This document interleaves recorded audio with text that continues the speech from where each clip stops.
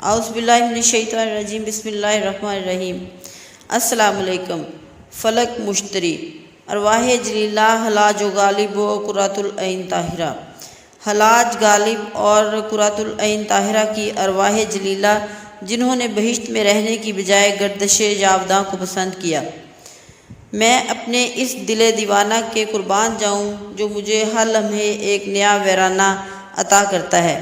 جب میں کسی ایک جگہ بیٹھ جاؤں تو کہتا ہے اٹھ۔ جو شخص اپنے آپ کو پہچانتا ہے وہ سمندر کو بھی معمولی چیز سمجھتا ہے۔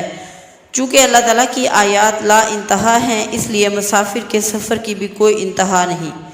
فلسفے کا کام دیکھنا اور نظریات کا ابطال کرتے رہنا ہے، معرفت کا کام حقیقت کو دیکھنا اور اس میں آگے بڑھنا ہے۔ فلسفہ اپنے علم کا ہنر کے ترازو میں تولتا ہے اور عرفان اپنی کیفیت کا انداز نگاہ سے کرتا ہے۔ فلسفہ سائنس جہان آب و خاک کو اپنی گرفت میں لاتے ہیں اور علم معرفت جہان روح کو ایک اپنی نگاہ تجلی پر رکھتا ہے اور دوسرا تجلی کو اپنے اندر سمو لیتا ہے۔ میں پے بے پے جلووں کی تلاش میں نئے کی طرح نالہ و فریاد کرتا ہوا مختلف افلاک کا سفر طے کرتا جاتا تھا۔ یہ سب کچھ اس مرد پاک زاد رومی کا فیضان تھا جس نے اپنا سوز میری جان میں ڈال دیا۔ موجودات کو دیکھنے والے ہم دو مردوں کا کارواں مشتری کے کنارے پر اترا۔ یہ جہان ایک نامکمل دنیا تھی جس کے گرد کئی چاند تیزی سے چکر لگا رہے تھے۔ اس کی صراحی ابھی تک شراب سے خالی تھی، ابھی تک اس کی خاک سے آرزو کا پودا نہیں پھوٹتا تھا۔ اس کے چاندوں کی روشنی سے نصف شب کو دوپہر کا سا سما تھا۔ اس کی ہوا میں نہ خنکی تھی نہ حرارت۔ میں نے جب آسمان کی طرف نظر کی تو اس ستارہ مشتری کو اپنے سے قریب تر پایا۔ اس کے نظارے کی ہیبت سے میرے ہوش و حواس گم ہو گئے۔ نزدیک و دور، مکان اور قریب و بعید، زمان کا تصور بدل گیا۔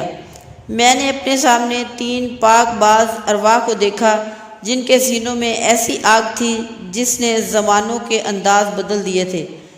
وہ سرخ رنگ کی چادریں اوڑھے ہوئے تھے، ان کے چہرے سوز و دروں کے باعث چمک رہے تھے۔ وہ روز الست کی تاب و تاب میں اپنے نغموں کی شراب سے سرمست تھے۔ رومی نے کہا اس قدر بے خود نہ ہو جا، ان آتش نواؤں کے کلام سے زندہ ہو۔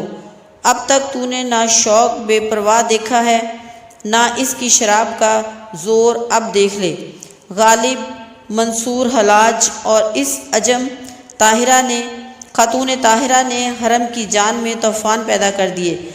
ان کا کلام روح کو ثبات بخشتا ہے کیونکہ اس کی گرمی کا سرچشمہ ضمیر کائنات ہے۔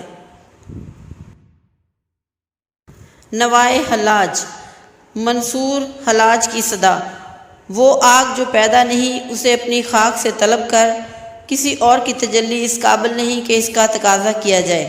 میں نے اپنے آپ پر اس طرح نظر مرکوز کر رکھی ہے کہ اگرچہ محبوب کا جلوہ سارے جہان پر چھایا ہوا ہے مگر مجھے اس کے نظارے کی فرصت نہیں۔ نظیری کا یہ مصرع میں سلطنت جم کے عوض بھی نہ دوں۔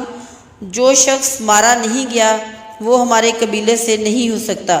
اگرچہ عقل فصوح پیشہ نے لشکر بھرتی کر لیا ہے مگر تو غمگین نہ ہو کہ عشق بھی تنہا نہیں۔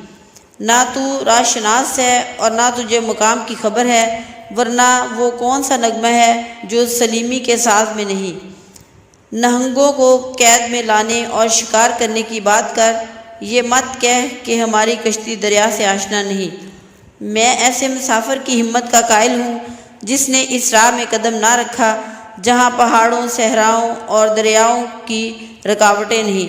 شراب نوش رندوں کے حلقے میں شریک ہو جا مگر ایسے پیر کی بیعت سے پرہیز کر جس کی صحبت ہنگامہ خیز نہیں۔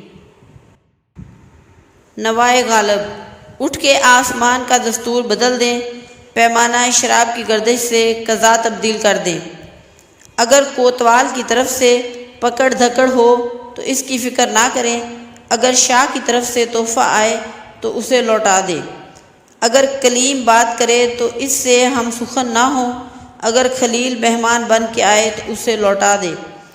شاخساروں سے پھول چننے والوں کو باغ کے دروازے سے خالی ٹوکری کے ساتھ زبردستی واپس کر دیں۔ صبحدم مائل بے پرواز پرندوں کو آرام سے شاخوں سے آشیانوں کی طرف واپس بھیج دیں۔ میری اور تیری نسبت حیدری رحمۃ اللہ علیہ ہے۔ اگر ہم آفتاب کو مشرق کی جانب لوٹا دیں تو یہ کوئی تعجب کی بات نہیں۔ نوائے طاہرہ، اگر تجھ پر اس طرح نظر پڑے کہ تو میرے روبرو اور میرا چہرہ تیرے چہرے کے سامنے ہو تو میں تیرے عشق کا غم نکتہ بنکتہ اور منہ بہ منہ یعنی پوری وضاحت سے بیان کروں۔ تیرا چہرہ دیکھنے کے لیے میں صبا کی مانند خانہ بخانہ اور بدر کوچہ بکوچہ اور گلی بگلی پھرا ہوں۔ تیرے فراق میں میری دونوں آنکھوں سے خون، دل دجلہ دجلہ، سمندر سمندر، چشمہ چشمہ اور ندی ندی بہہ رہا ہے۔ میرے دل حزین نے تیری محبت کو اپنی جان کی ایک رگ، ایک ایک نخ، ایک ایک تار، ایک ایک پور بن لیا ہے۔ طاہرہ نے اپنے دل کے اندر نظر ڈالی، مگر دل کے صفحہ صفحہ، ورق ورق، پردہ پردہ اور تہہ در تہہ تیرے سوا اور کوئی نظر نہیں آیا۔ ان عاشقانے درد مند کے سوز و ساز نے میری جان کے اندر نیا سوز برپا کر دیا۔ پرانی مشکلات نے اپنا سر باہر نکالا اور میری سوچ پر شب خون مارا۔ میرے فکر کا سمندر سراپائے اضطراب بن گیا اور طوفان کے زور سے اس کا ساحل ٹوٹ پھوٹ گیا۔ رومی نے کہا، تو جو اپنی ہر مشکل کی کشود چاہتا ہے، وقت نہ گنوا۔ تو کب تک اپنے افکار میں اسیر رہے گا؟ اس قیمت کو اپنے ضمیر سے باہر نکال پھینک۔